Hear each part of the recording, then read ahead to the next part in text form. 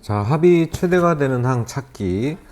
여기서 하는 얘기가 뭔지 예를 들어서 설명을 해볼게요. 등차 수열이 있어요.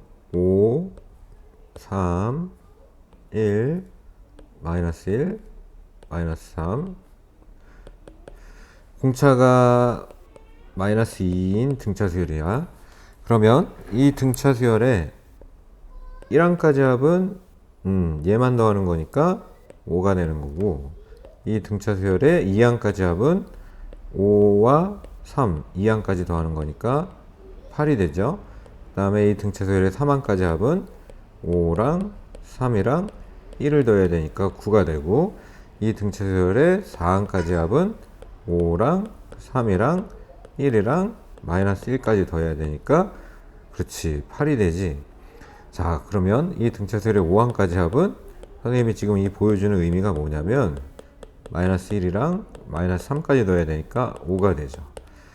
공차가 음수인데 이 등차 수열의 합을 잘 관찰해 보면 8, 9, 8, 5. 자, 음수인 항이 나오기 시작하니까 이 등차 수열의 합이 3항까지 합이 제일 컸다가 양수인 항까지만 더했을 때가 제일 컸다가 음수가 등장하기 시작하면 합이 다시 작아지죠. 그래서 등차 수열의 합의 최대값, 이거 같은 경우에는 9가 최대값이에요. 그럼 여기서 하는 얘기는 뭐냐면 등차 수열의 합이 최대가 되려면, 공차가 음수일 때지, 최대가 되려면 양수인 애들끼리만 더했을 때, 즉 3항까지 합이 제일 크고 4항부터는 음수가 등장하니까 더해지면 계속 작아질 거다. 그래서 등차 수열의 합이 최대가 되는 항 찾기, 그러면 몇 항까지가 합이 최대인가를 여러분들이 생각을 해야 돼. 그래서 어떻게 풀 거냐? 일반항을 이용해서 몇 항까지만 양수들이 등장하는가를 찾아낼 거예요. 이해가 됐죠? 그러면 일반항을 한번 구해봅시다. 첫째 항이 50, 공차가 마이너스 3인 등차 수열에서, 이 등차 수열의 일반항은 공차가 마이너스 3이니까 첫째 항이 50이고 마이너스 3n 플러스 53이죠. 몇 항까지 합이 최대가 되는지 구하시오. 몇 항까지 합이 최대가 되는지 구하시오. 양수인 항까지 더했을 때가 합은 제일 크다. 그래서 몇 항까지가 양수인지를 먼저 구해줄 거야. 그럼 이번에는 3n을 이쪽으로 넘기고, 자, 이렇게 해서 풀어볼게요. 양변을 3으로 나누면 n은 3분의 53. 다시 말해서 3분의 3 어림해보면 17.555보다 작을 때, 즉 17항까지가 양수라는 걸 알 수 있어요. 그러니까 17항까지가 양수들이 등장하니까 17항까지 합이 최대고, 이 등차 수열의 합의 최대값은 17항까지 합, 등차 수열의 합 공식 2분의 2번 공식 쓸 거야. 17항까지 합, 첫째 항이 50, a가 50이니까 2a 100 플러스 n-1 16 곱하기 공차가 마이너스 3이니까요. 마3 해서 계산해주면 이 값이 최대가 될 거다. 2분의 17 곱하기, 이게 마이너스 48, 100에서 48을 빼면 52, 2랑 50이랑 약분해주면 26, 그래서 17 곱하기 26을 해주면 442, 즉 17항까지 합이 최대고 최대값은 442가 된다는 걸 알 수 있죠. 자, 이번에는 음수로 시작을 하고, 그죠? 첫째 항이 마이너스 50, 공차가 양수인 등차 수열에서 몇 항까지 합이 최소가 되는지 구해보는 거예요. 예를 한번 더 들어보면 등차 수열 마이너스 5, 마이너스 3, 마이너스 1, 1, 3. 자, 이렇게 공차가 2인 등차 수열 한번 적어볼 때 S1 1항까지 합은 얘만 더하는 거니까 마이너스 5, S2 2항까지 합은 이렇게 넣어야 되니까 마이너스 8, S3 3항까지 합은 그렇지 마이너스 9, S4 4항까지 합은 다시 8이 되죠. 5항까지 합은 그렇지 11이 된다. 그 얘기는 뭐냐면 이 등차수열은 이 값이 제일 작은 값이에요. 음수인 항끼리 합을 했을 때가 마이너스 9고 그게 가장 작은 값이니까 이 경우에 이게 등차수열의 합의 최소값이지. 다시 말하면 양수가 등장하기 시작하면 합은 다시 커지게 된다. 여기 마이너스 8인데 선생님 잘못 썼네. 그죠? 마이너스 8 그리고 요거 잘못 계산했구나. 얘는 마이너스 5가 되는 거지. 이렇게. 그래서 이 값이 최소가 된다. 자, 그러면 다시 일반항을 이용해서 얘를 해결을 해야 되겠지. 이 등차수열의 일반항 A에는 공차가 4니까 4n으로 시작하고 첫째 항이 마이너스 50이려면 뒤에 마이너스 54가 있겠지. 그러면 이 등차수열을 합을 했을 때 최소가 되려면 음수인 항까지만 더해야 되니까 몇 항까지가 음수인지를 알아내야 돼. 그래서 얘는 4분의 54보다 작다. 이거 어림해 보면 4, 1은 4, 4, 3, 12 뭐 이렇게 되니까요. 13.55보다 작은 항, 다시 말해서 13항까지가 음수인 항이죠. 그래서 얘는 13항까지 합이 최소가 된다. S13 등차수열의 합 2번 공식 2분의 N13 2A 그러면 A가 마이너스 50이니까 2A 하면 마이너스 100 플러스 N-1 12 D는 4. 자, 계산해 봅시다. 2분의 13 요거 둘이 곱하면 48 그러면 100에서 48을 빼면 마이너스 52 요거 약분해 주세요. 마이너스 26 그래서 13 곱하기 마이너스 26이니까 정답은 마이너스 338. 자, 좀 전까지 선생님은 등차수열의 합의 최대 최소를 몇 항까지가 양수인지, 양수인 항까지 더하면 최대니까 몇 항까지가 음수인지, 음수항까지의 합이 최소니까요. 그걸 이용해서 풀어봤는데, 자, 한 가지만 더 공부를 해봅시다. 등차수열의 합에 대해서, 등차수열의 합의 성질을 이용해서 좀 더 심한 문제들은 최대 최소를 2차 함수의 개념을 이용해서 접근할 수도 있어요. 그래서 선생님이 등차수열의 합에 대해서 다시 한번 생각을 해볼게. 등차수열이 있습니다. 자, 아까 예를 들어줬던 거죠. 그래서 뭐 3항까지 합이 최대인 건 다 알고 있지만 이 등차수열의 합을요, 일반적으로 n항까지 합을 만드는 식을 계산을 해보면 2분의 n 그리고 2a 10이죠.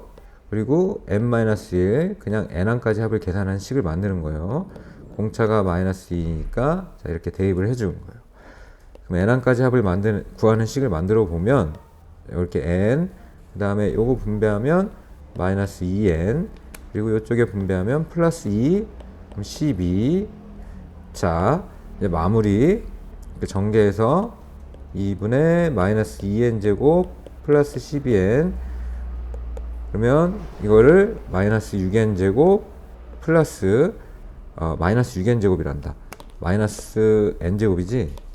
마이너스 n 제곱 플러스 6n 이렇게 n항까지 합을 구하는 식을 계산을 해보면 등차수열의 합은 무조건 상수항이 없는 2차 함수예요. 상수항이 없는 2차 함수다.